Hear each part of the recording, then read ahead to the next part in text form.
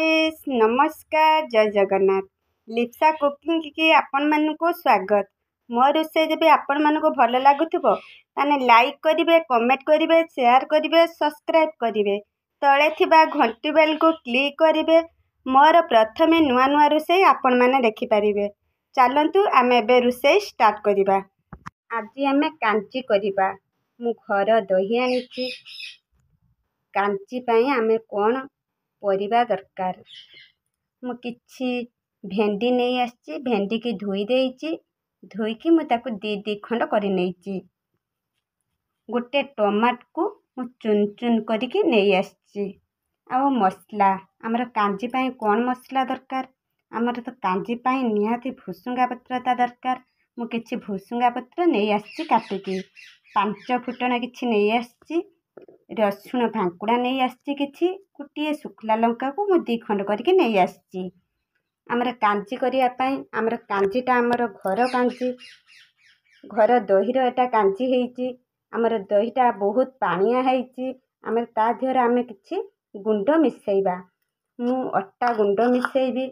आपण चाहिले चाउल गुंड मिसै पारिबे, मैदा मिसै पारिबे, अट्टा गुंड भी मिसै पारिबे। आमे कम अट्टा गुंड दबा काहेकि ना हम दहीटा बहुत पानिया। आमे किछि अट्टा गुंड दे देले दहीटा हमर मीडियम साइज रा रहिबो, बेसी पानिया हेकि रहिबो नाही। सेति पय आमे किछि गुंड ता देहर मिसै देलु। आमे कढ़ा बसै देलु। किछि तेल कढ़ार दे दबा। मु नेइछि रिफाइन तेल। आपण चाहिले सोरिष तेल रे भी रांधि पारिबे, रिफाइन रे भी रांधि पारिबे। तेलटा को आमे किछि समय पय गरम होबा को छाड़ी दबा। हमर तेल गरम हे गलानी। आमे रखिदिबा काटी की भेंडी की से तेल रे आमे छाड़ी दबा। आमे स्वाद अनुसार पय लूण दे दबा भेंडी रो। आमे टिके ताकू डांगे नै जिबा। भजा हे गला। हमरे एई टाइम रे आमे कोन करबा ना रखिदिबा हळदी गुंड किछि दे दबा। देकी आमे टिके डांगे नबा। काहेना हम जब सत्ते बेले हळदी गुंड दे थांते ताने हमर हळदीटा पोड़ी थांता, कलर एते फिट कर थांता नि। सेति पय भेंडी हे गला परे मु किछि समय हळदी गुंड देके ताको भाजी आनिबे। भेंडी की हम गोटे जगह को खुली दबा। सब भेंडी आमे गोटे प्लेट को खुली आनिबा। कड़ाई रो आमे किछि टिके तेल दे दबा। रखिथिबा सुखुला लंका को सेई तेल रे आमे छाड़ी दबा।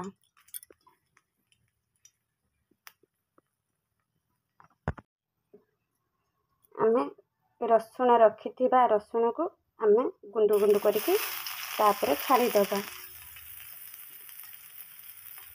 किछि 5 फुटना तेल रे दे दबा। मु आगर देलिनी 5 फुटना पुड़ी जीवो अधिक। सेति पय गोटे साइड रे रसुण देके 5 फुटना छाड़ी देली। तापर आमे भुसुंगा पत्र को छाड़ी दबा। आमे सबको ताको गुळे नबा। आपण देखि पारथिबे मु बहुत तेल मसला कम रे रांधुची। काहेकि ना एबे घरे घरे का समस्तकर गैस रो प्रॉब्लम देखा जाउची। सेति पय आमे कम तेल मसला रे रांधिबा को चेष्टा करिबा। मु पूरा गाँ भलिया रांधुची, आपण देखि पारुथिबे। तापर आमे काटी के रखिथिबा टमाटो को आमे तापर छाड़ी दबा।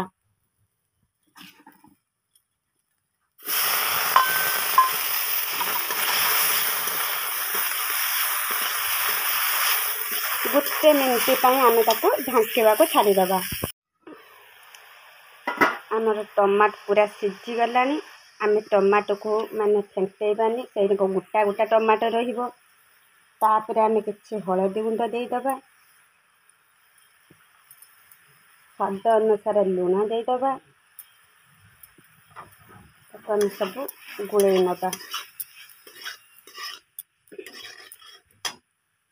भाजी के रखिथिबा भेंडी दे दबा। दही के छाड़ी दबा।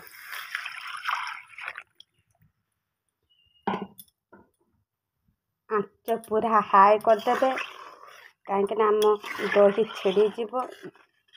दही फुटिबा जाए आमे एमिति डांगे चलिबा। ଆପଣମାନେ ଦେଖିପାରୁଥିବେ ଦହି ଫୁଟିଲାଣି।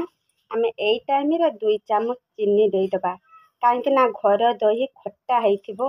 ଖଟା ମିଠା ଲାଗିଲେ ଆମ କାଞ୍ଜିଟା ବହୁତ ସୁନ୍ଦର ଲାଗିବ, ସେଥିପାଇଁ ମୁଁ 2 ଚାମଚ ଚିନି ଦେଇଦେଲି।